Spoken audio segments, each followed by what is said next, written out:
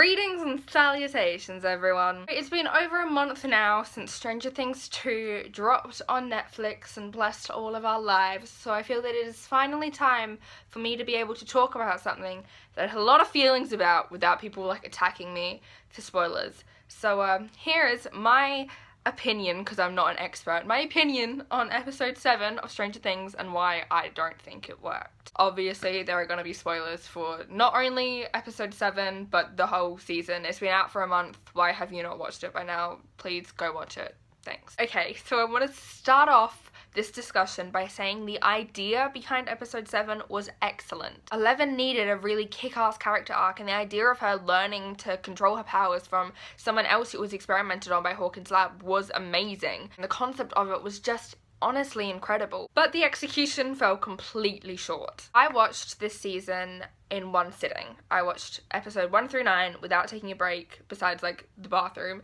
And the thing about Stranger Things, and something that I think the Duffer Brothers really obviously try and do with this show, is make it feel like one long movie. And for the most part, they completely succeed. Sitting down and watching the show completely through felt like sitting down and watching one long movie. However, episode 7 completely took me out of that movie, and I think it would have taken everyone else out as well. I don't personally know anyone who liked episode 7. It's not just that the setting and the characters are different, it's not just that it's not in Hawkins, it's that the tone of the episode is completely different to the tone of the rest of series 2 and to the tone of season 1. I don't know who the writer of this episode was, but I'm fairly certain it wasn't one of the regular writers of the show. And I'm also fairly sure it wasn't directed by Sean Levy or the Duffer Brothers, who are the people who not only direct most of the show, but direct all of the important story arcs. So perhaps it wasn't really anyone's fault, perhaps it was just the writers and the directors working on the episode didn't really grasp the feel that the rest of this show had set up, but it really didn't work, and I don't know how, to be honest, I really don't know how it was put into the final cut when it stood out so terribly among the rest of the episodes. It really didn't feel like the same show. The ensemble of Carly or 8 or whatever you want to call her friends were so, like, all of them were just token characters, and I have a real problem with token characters. Stranger Things usually does a really good job of developing every single character it has. Look at Steve, who started out being the, you know, token 80s bully jock character, and look at him now. The show does such a good job at developing every single character, giving them an important arc, giving them development, and making them feel very, very three-dimensional. But literally no one out of the ensemble of Carly's friends felt three-dimensional at all. Not only that, but we have no emotional value to any of them. And, okay, so, like, there's no point in the episode where we need to feel, like, emotional attachment to any of them. But I feel attachment to literally every other character on the show. Maybe not to extreme extents, but to literally every other character on the show. I feel more emotional concern for Dr. Brenner than I feel for these weird group of, like, 80s punk kids. Here's the thing. The writing of the episode was poor. It wasn't horrible. Don't ever think I'm saying that the writing was horrible, because it wasn't. But it did not live up to the standards of the rest of the show. It felt slow, slightly boring. I know that I was sitting there, and by 20 minutes into the episode, I was moving my mouse to be like, how long has this got left? I'm tired of watching this. I want the next episode to come. Which I have never done with any other episode of Stranger Things, which shows something. The humour of the episode as well. Stranger Things is a show that has really, really good humour, really realistic humour, especially with the kids. And season 2 was so funny. Every Dustin and Steve scene was hysterical. You had really funny moments with Jonathan and Nancy and with Bob, and it was a really, really well-rounded show, and the humour is really good. But the humour in this episode, the jokes were so repetitive. Take, for example, that Shirley Temple joke that the Mohawk dude said like 70,000 times. That wasn't even funny in the first place. I did not laugh once in the entire episode. If I did, I think it was because they used the song Runaway and I got flashbacks to Paul Blart Mall Cop. Can't imagine those jokes being received well by any audience. I genuinely can't. Look, here's the thing.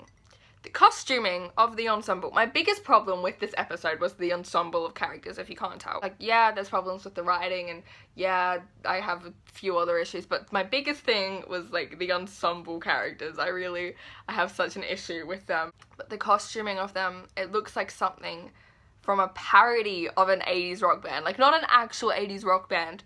Like, something that you would see, like, Funny or Die do as a parody. I can't wrap my head around it. You have that weird, like, the girl with the huge hair who wears bows, and then you have the mohawk dude, and, like, I have such an issue with the costuming of them as well. And, like, usually the costume department on Stranger Things is also really good. Also, little thing, the group living in that huge warehouse thing was so unrealistic. Like, yes, it was abandoned, but that thing had electricity. And they have no money. They have no money. They could not afford to be living in a place with electricity. Surely, if there's electricity running there and someone else is paying for that electricity, someone would come and check it out. They seem to be having, like, been there for a while, and they were planning to stay for longer until the police showed up. Like, I just spilled tea all down myself in annoyance. Can I just say, as a disclaimer as well, all of the actors in the episode did really well. I have nothing against the actors. Once again, I really, really wanted Eleven to have a big character arc. I think it was so important for her to have it, but they should have done it better. The biggest thing that I have with this is that it was just unnecessary to take Eleven out of Hawkins and to throw her in with all these new characters. Sure, it taught Eleven about where her home is, but the thing is, she had already run away from home. She had already left her cabin and had gone to see her mama and her aunt, and she had already left home. She had already passed that stage. They did not need to take her further out. They could have easily had her have this arc with an already established character, with her mother or with her aunt, or if they really wanted to bring in the sister thing, they could have made Eleven contact her in her head and brought the sister to her. And I think if it was to have stayed in Hawkins, to maybe it might have worked better. It might not have had such a change in tone that threw everyone off. I think it would have been better without the ensemble of characters that I hate, who we won't even probably see again in the entirety of the show. So what was the point of them being there? Like, yes, we will definitely see 8 or Carly or whatever you want to call her again, but we probably won't see her ensemble of people. So what was the point? As soon as we left Indiana, it didn't feel like Stranger Things anymore, and I really don't think they should have taken her out of Hawkins. And, like, the thing is, episode 6 is one of the most intense episodes of the season, and it ends on such an intense note where all you want to do is see what's coming next. You're so on edge. You just want to keep watching. You want to know what happens. And then it goes to episode 7.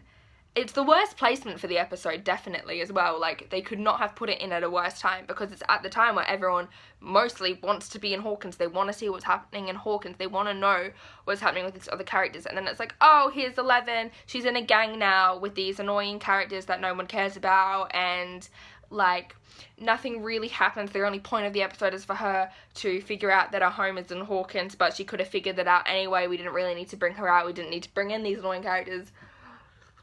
If you can't tell, I did not like this episode. I think they're all the main points I have. I'm so, I don't know, I'm annoyed by it, because Stranger Things is my favourite show of all time, along with Friends.